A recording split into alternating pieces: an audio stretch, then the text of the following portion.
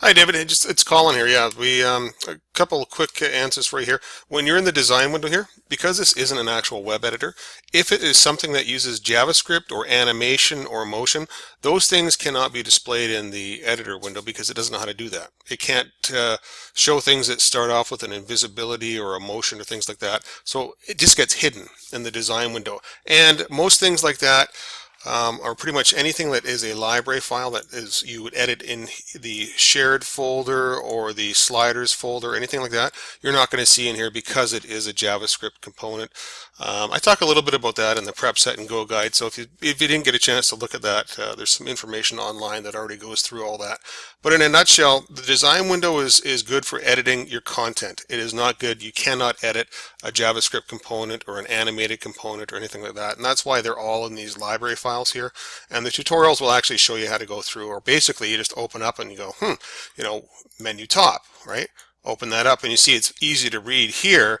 If it were actually in the page, you wouldn't even be able to edit or read it because there's so many different scripts that are applied to it to make it function as a menu that it's not feasible to actually edit in the page itself. That's why it's pulled up. Okay, now we talked to you. You wanted to know about your graphic logo. Okay, so there's a logo in here. Now let's say if the image is say less than 300 pixels, it doesn't really need to be responsive because it should fit no matter what. However, what you can do is when you change your logo, you could just double click on it and you see the let's go down here.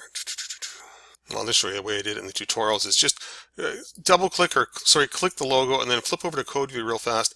And what you can do here is I'll just show you just right after the alt logo or wherever you have at the end of your bracket right here. You see you can just put your cursor, hit the space bar and type in CL for class and hit enter.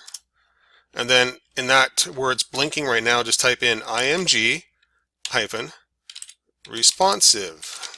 Okay, and there's about 5 or 6 other ways of doing this as well. Let me see here.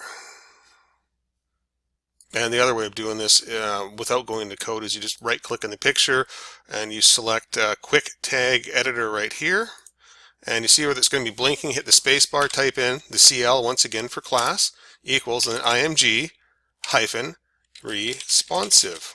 All right, and that'll allow the image to resize for mobile devices. You don't need that for all images, but you may or may not. It's optional, which you can put in there, especially if it's bigger than say 350 pixels. You definitely want to have the image responsive part on there.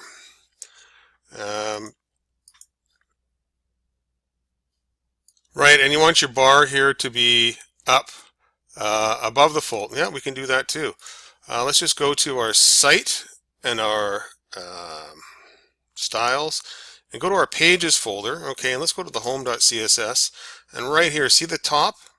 I want you to put in a negative 80px right there. Hit the save button, and that's all you should actually have to do, I believe, is just hit that, and boom, there it is. Now it's above the fold just like so. Like I said, yeah, the only thing that when it comes to like working in the pages and whatnot, I kind of think of this as like you've probably worked with Word documents and that sort of a thing before, right?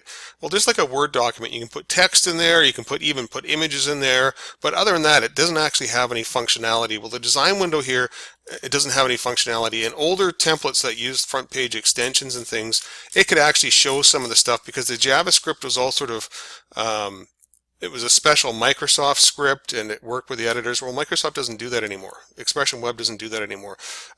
It's because there's no servers that support front page extensions too much anymore either. So because it all did it within the system, you could actually sort of see menu bars and things like that show up.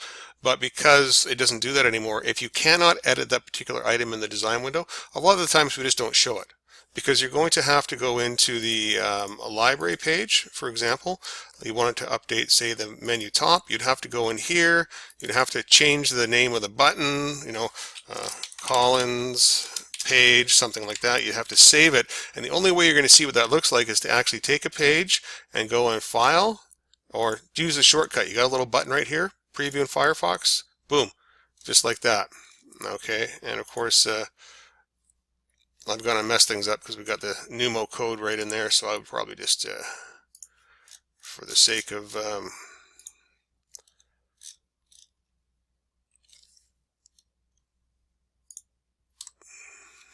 get rid of that for a second.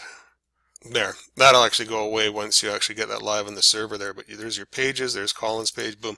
So it doesn't need to be, like I said, it was not going to help to actually have that visible in the design window. It's just going to make things more awkward because there's no way to edit something of this size and complexity within a page itself, because all it's going to do is it's going to end up covering up all the editable content that you actually do want to edit down below.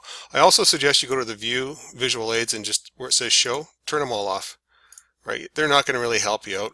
Here's your text, your pictures, and all that sort of stuff there. So now it's going to be more like just a normal Word document editor sort of a thing.